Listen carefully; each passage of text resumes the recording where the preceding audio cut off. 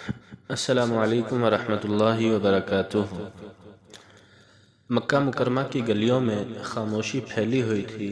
آفتاب اپنی کرنوں سے بیت اللہ کے در و دیوار کو روشن کر رہا تھا۔ اسی لمحے وہ عظیم ترین ہستی رحمت للعالمین صلی اللہ علیہ وسلم بیت اللہ کے دروازے پر آئے۔ ہجرت کا حکم اللہ تعالیٰ کی طرف سے آ چکا تھا، لیکن کسی کو ابھی تک آپ کی ہجرت کے بارے میں علم نہ تھا۔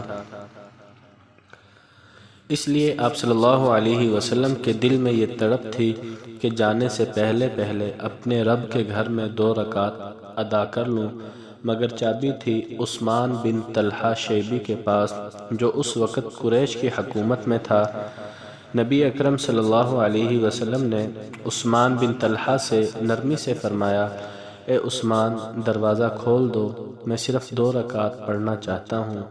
لیکن اس وقت عثمان شیبی نے غرور اور تکبر کے ساتھ کہا، نہیں، ہرگز نہیں،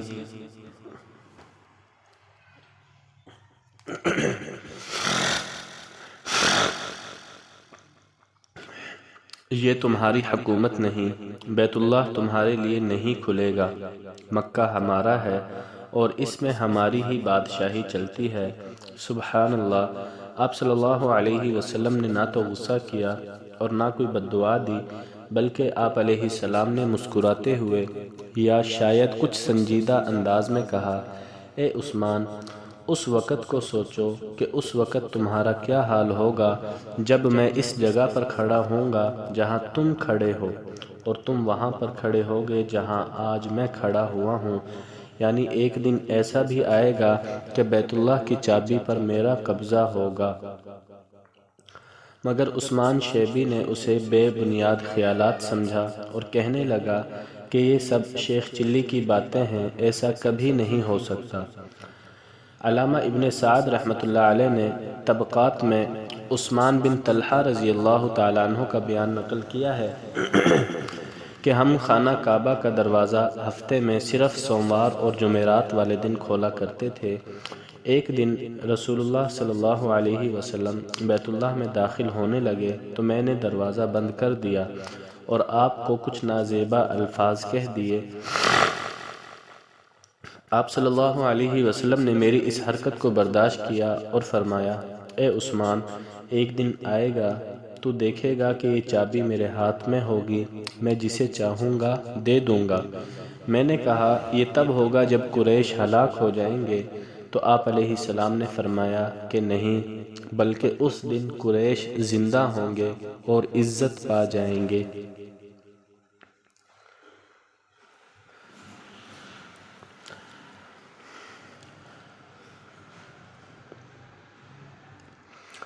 اصل میں عثمان بن طلحہ مکہ کے معزز خاندان بنو شیبہ سے تعلق رکھتے تھے، جو بیت اللہ کی چابیاں نسل در نسل سنبھالتے چلے آ رہے تھے۔ شروع میں وہ نبی اکرم صلی اللہ علیہ وسلم کے سخت مخالف تھے، لیکن دل کے اندر کہیں نہ کہیں حق کی چمک باقی تھی۔ پھر وہ دن بھی آیا کہ جب ان کے دوست حضرت خالد بن ولید اور حضرت عمر بن عاص رضی اللہ تعالیٰ عنہم نے اسلام قبول کر لیا، تو عثمان بن طلحہ بھی ان کے ساتھ مدینہ منورہ پہنچے اور نبی اکرم صلی اللہ علیہ وسلم کے دست مبارک پر فتح مکہ سے پہلے ہی ایمان لے آئے۔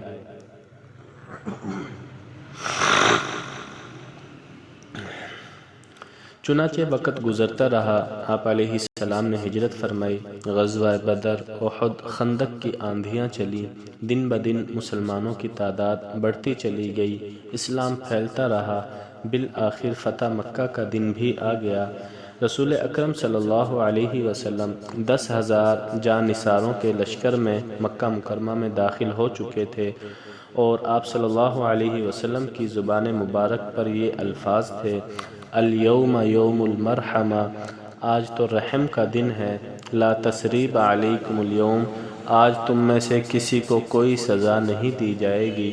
یہ دنیا کی سب سے بڑی فتح تھی، مگر نبی صلی اللہ علیہ وسلم کے چہرے پر غرور کا شائبہ تک نہیں، بلکہ عاجزی اور تواضع اس قدر زیادہ کہ اونٹ پر بیٹھ کر مکہ میں داخل ہوئے اور آپ کا سر عاجزی سے جھکا ہوا تھا اور اونٹ کے کوہان کے بالکل قریب تھا۔ خانہ کعبہ کے دروازے پر وہی منظر کہ دروازہ بند ہے، مگر اب چابیاں محمد صلی اللہ علیہ وسلم کے ہاتھوں میں تھیں۔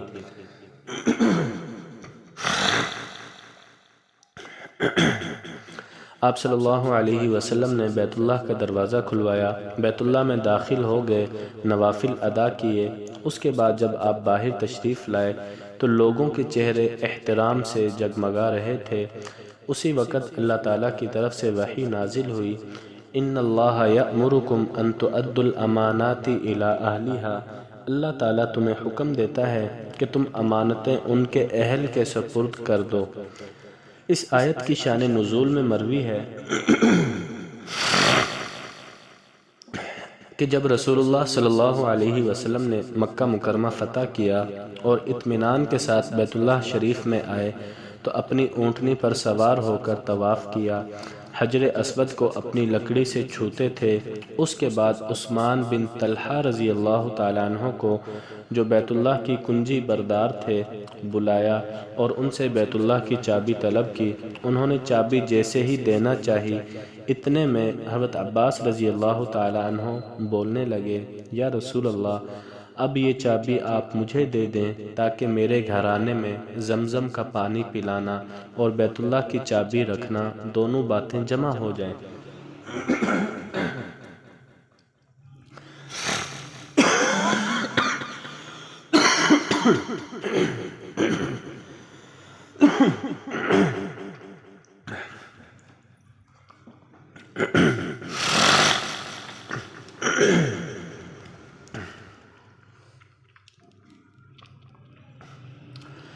یہ بات سنتے ہی حضرت عثمان بن طلحہ نے اپنا ہاتھ پیچھے کر لیا۔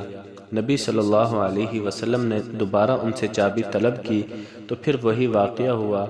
آپ صلی اللہ علیہ وسلم نے تیسری بار چابی طلب کی تو حضرت عثمان رضی اللہ تعالیٰ عنہ نے یہ کہہ کر چابی دے دی کہ یہ چابی اللہ تعالیٰ کی امانت ہے، میں آپ کو یہ دیتا ہوں۔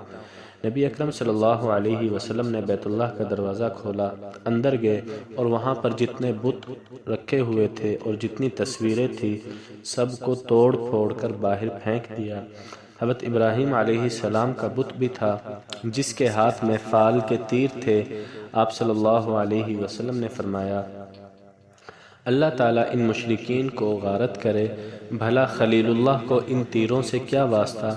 پھر ان تمام چیزوں کو توڑ پھوڑ کر ان کی جگہ پانی ڈال کر ان کے نام و نشان مٹا دیے، بیت اللہ کو صاف کیا۔ اس کے بعد آپ باہر تشریف لائے، بیت اللہ کے دروازے پر کھڑے ہو کر آپ صلی اللہ علیہ وسلم نے ایک خطبہ دیا جس میں فرمایا کہ اللہ کے علاوہ کوئی معبود نہیں، وہ اکیلا ہے جس کا کوئی شریک نہیں۔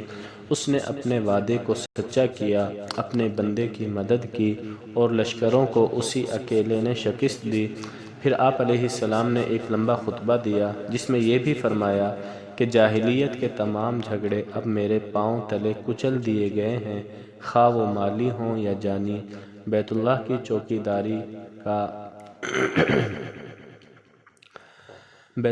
چوکی داری کا اور حاجیوں کو پانی پلانے کا منصب جوں کا توں باقی رہے گا۔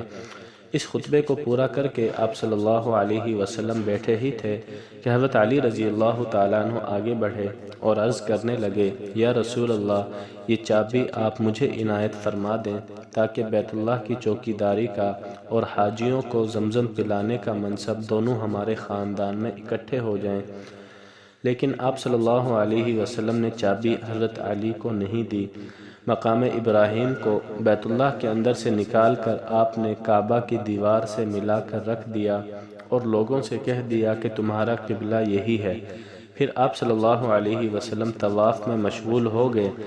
ابھی چند پھیرے ہی لیے تھے کہ حضرت جبرائیل علیہ السلام نازل ہوئے اور آپ صلی اللہ علیہ وسلم اپنی زبان مبارک سے اس آیت کی تلاوت کرنے لگے، جو آیت ابھی اوپر بیان ہوئی ہے، جس میں اللہ تعالیٰ نے امانت کو اس کے اہل کے سپرد کرنے کا حکم دیا ہے اس پر حضرت عمر رضی اللہ تعالیٰ عنہ نے عرض کی، میرے ماں باپ آپ پر قربان ہوں یا رسول اللہ، اس سے پہلے تو آپ کبھی اس آیت کی تلاوت نہیں فرماتے تھے۔